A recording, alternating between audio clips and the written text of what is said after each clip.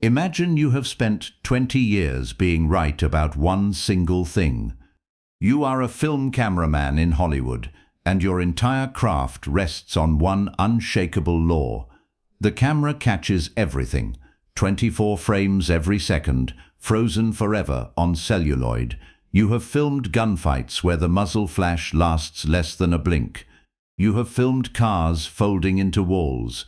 You have filmed the fastest stuntmen in the business, and every time, every single time, the film held the truth. Nothing human has ever been too fast for your camera. And now imagine the one afternoon that law breaks. It is 1966, on a soundstage at 20th Century Fox, and they are shooting an episode of a television show called The Green Hornet. The air smells of hot tungsten lamps and cigarette smoke. And standing in the middle of the set, waiting for his cue, is a small man in a black mask and chauffeur's cap. No more than 135 pounds. He is the sidekick, the help, the one nobody in America has bothered to learn the name of yet. His name is Bruce Lee. Behind the main camera stands a veteran named, for our story, Walt Hendricks. 50 years old, thick forearms, a cigarette permanently tucked behind one ear. And Walt has a problem with the small man in the mask. Not a personal one, a professional one. For 3 days now, the crew has been whispering the same impossible thing, and Walt has heard every word of it. The kid is too fast for the camera. And that is our dagger. Watch it closely. Somewhere in the next 15 minutes there is going to be a single strip of film, celluloid, 24 frames a second, and everything in this story turns on what that film does and does not show. Remember it, the film. Walt did not believe a word of it. Nobody is too fast for the camera, he told the assistant director, loud enough for half the stage to hear. That's not how film works. If it happened, the film caught it. What you're seeing is bad choreography and men who fall down too early. That kid throws a punch, the other fellow drops before the punch lands, and you people think it's magic. The assistant director just shrugged. Roll it back and look for yourself. So Walt did. They ran the take again on the editing bench. Bruce Lee steps in. 2 henchmen go down, and Walt leaned in close to the little screen, hunting for the frame where the fist meets the jaw, the money frame, the one that proves the hit was real, and he could not find it. He rolled it forward. He rolled it back. There were the 2 men standing, and there were the 2 men falling, and in between, where the strike should have been, there was nothing, a blur, a smear of black where an arm had been. Walt sat back and lit the cigarette from behind his ear, and he decided right there that he was being made a fool of. Not by Bruce Lee, by the film, by sloppy work. And Walt Hendricks did not get made a fool of. So he made a decision that afternoon that he would remember for the rest of his life. He would film the kid himself, controlled, his camera, his lighting, his rules, and he would prove, frame by frame, in front of everyone, exactly where the trick was hiding. Now, before we find out what Walt saw when that film came back, I want you to do one small thing, and it takes 4 seconds. Look at the situation. A man who has been right for 20 years, about to point his own camera at something he has already decided is a lie. In the comments, write down the second you think Walt already lost this, before he even loaded the film. Just the number. I read every single one. Now, back to the soundstage. Ask yourself, what does a man like Walt do when the whole crew thinks he is wrong? He does not argue. He sets a trap. He waited until the day's shooting wrapped. Then he found Bruce, still in the black mask, wiping the stage sweat off his neck, and he made his offer flat and hard. "They tell me you're too fast for film," Walt said. "I've been shooting film for 20 years. I've never met a man my camera couldn't catch. So here's what we're going to do. You throw one punch, just one, right here, under my lights. And tomorrow I bring back the footage, and we all watch it together, frame by frame. And when we see the punch, because we will see the punch, we can stop pretending. Fair? Bruce Lee did not get defensive. He did not boast. He looked at Walt for a long moment, and something almost like kindness moved across his face. And then he said something Walt did not expect. "You are going to point a light at something and ask it to hold still," Bruce said quietly. "I hope your film is faster than you think it is, for your sake."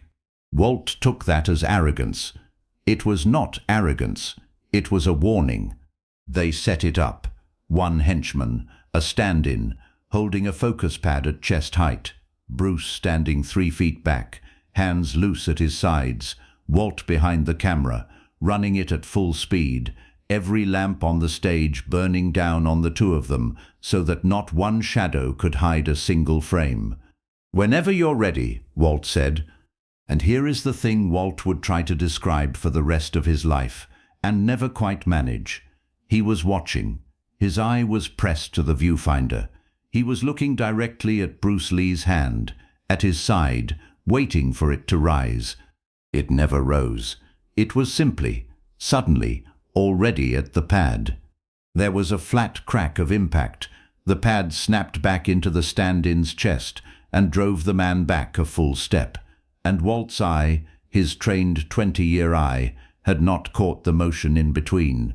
One instant the hand was down, the next it was there, and the space between, the part where an arm travels through the air, his own eyes had skipped it, the way you skip the gap between 2 frames of a film without ever knowing the gap was there.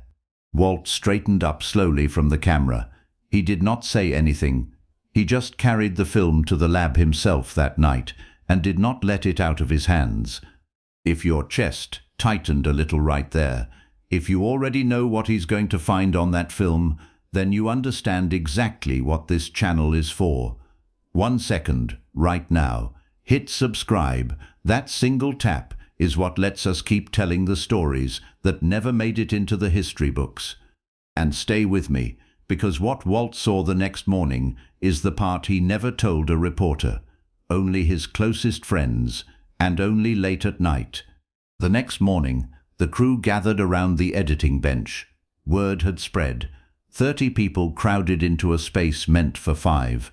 Walt threaded the film himself, his hands steadier than he felt, and he began to roll it, frame by frame, one image at a time.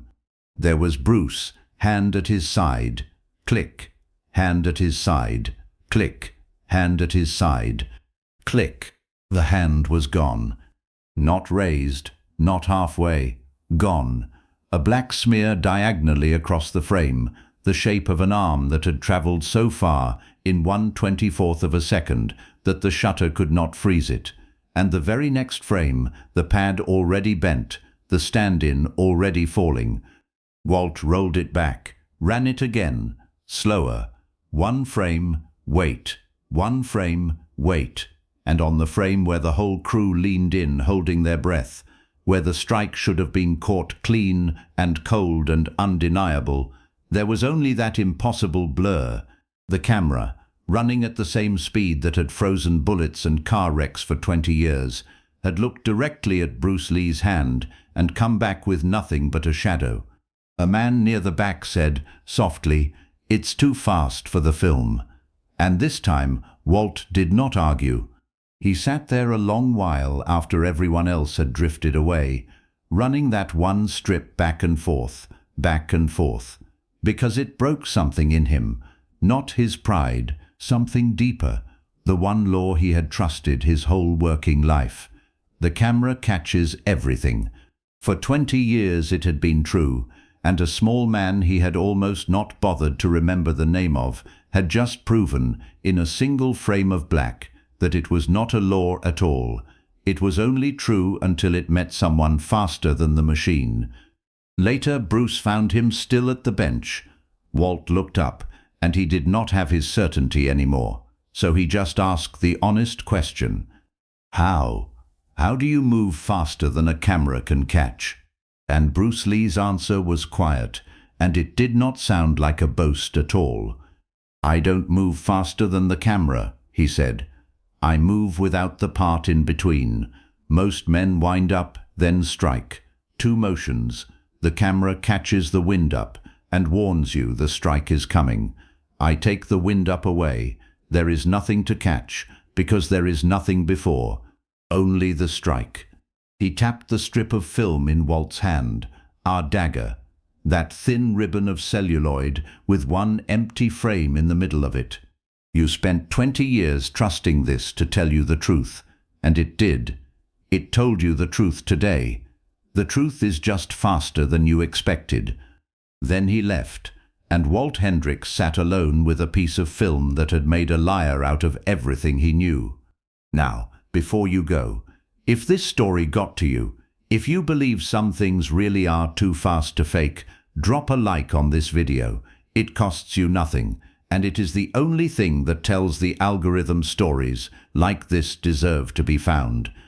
And then tell me where you stand, because this one has 2 sides. Walt Hendricks set out to expose a man. He was not cruel. He was a professional defending the one thing he had been right about for 20 years, and he had every reason in the world to believe he was right. So which was he? A stubborn man who got humbled exactly the way stubborn men should? Or an honest craftsman who trusted his craft, put his certainty on the line in the open, and had the courage to sit and watch it break, and then admit what he saw? And Bruce Lee, who could have just walked away and let the crew keep whispering? Was it kindness that he agreed to be filmed, or was it something harder? The quiet confidence of a man who knew the film would say what he could never make anyone believe with words. Whose side are you on in that editing room? Tell me in the comments, and tell me the second you caught it. I read every single one, because it is in your words that this legend of the dragon keeps living on. Be water, my friend.